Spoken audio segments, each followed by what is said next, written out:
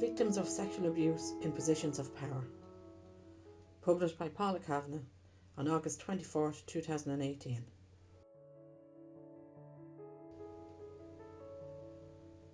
Whenever we have spoken or written about sexual abuse, we've always talked about victims from our own perspective.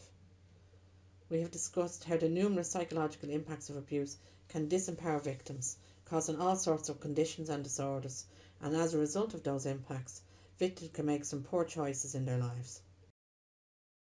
However, recently I read an article about the appalling and epidemic sexual abuse of young boys at one of Dublin's private colleges, Terenure College, run by the Carmelite order of priests, that occurred in the 60s and 70s. The article spoke about how the young boys turned out by this college would most likely go on to become captains of industry, top rugby players, political leaders and decision makers for our country. Some might see the fact that victims of abuse can manage to excel at whatever field they choose and do not let their abuse hold them back as a positive. However, I believe that we must acknowledge the damage that abuse does to its victims and be willing to explore what happens if victims do not look or deal with their abuse. The true cost of not understanding exactly how abuse and its impacts are forever ingrained into a personality of an individual is vitally important. We need to be aware that if unaddressed, these impacts will negatively influence the decisions, attitudes and behaviours of victims in whatever role they may find themselves in. If a victim of abuse fears or chooses not to explore their past, they may do whatever it takes to push or ignore their feelings of anger, self-hatred, rejection and hurt deep down inside, living in a state of permanent denial. These feelings most likely originated from the experience of powerlessness while being abused. With no real sense of self, a victim who has used his or her career to mask or avoid feeling vulnerable may go on to gauge their success or failure by the reactions of those around them. They may become overachievers, obsessed in their need to win or climb to the top. They often place excessively harsh demands on themselves, constantly setting unreachable targets, ensuring that they will always be disappointed. They may continually strive for perfection that does not exist regardless of what area of their life they try to achieve it in. Overachieving in education or a career path can often lead to what is outwardly perceived as success. Victims may misread their unhealthy obsession with power as drive and ambition. If these victims then rise to positions of power and control, they're likely to develop a narcissistic personality. If they do not acknowledge or deal with their past, they can develop an inflated sense of entitlement based on the belief that they, and only they, can do anything right. It is also not uncommon for them to be arrogant, domineering and exploitative. This behaviour conflicts with their excessive need for admiration and makes it very difficult to maintain relationships in their private or professional lives. However, the biggest problem with a narcissist is their inability to have empathy.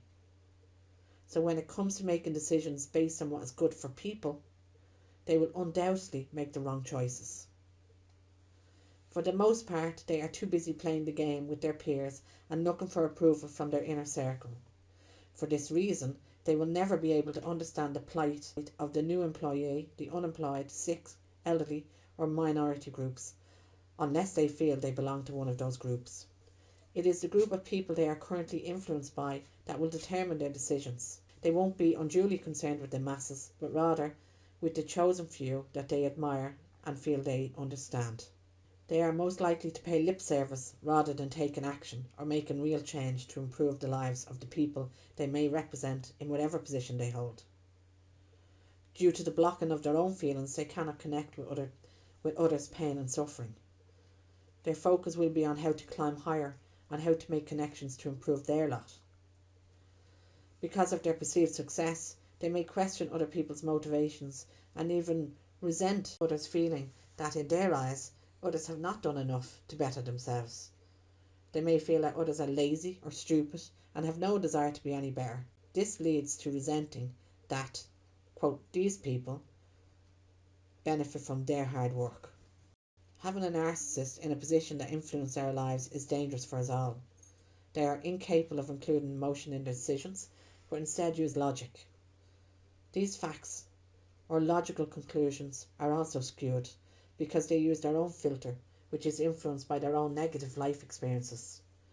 The energy they put into avoiding being triggered emotionally can ensure that they avoid making decisions that serve anyone other than themselves.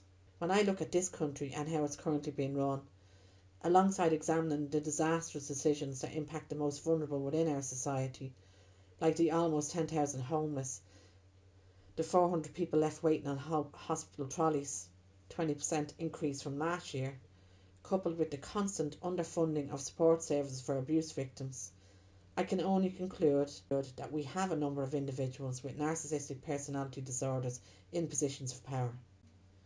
No one who has the ability to feel empathy for another individual could stand by and not do something about this country's current situation. And not to repeat myself, but the biggest problem with a narcissist is their inability to have empathy.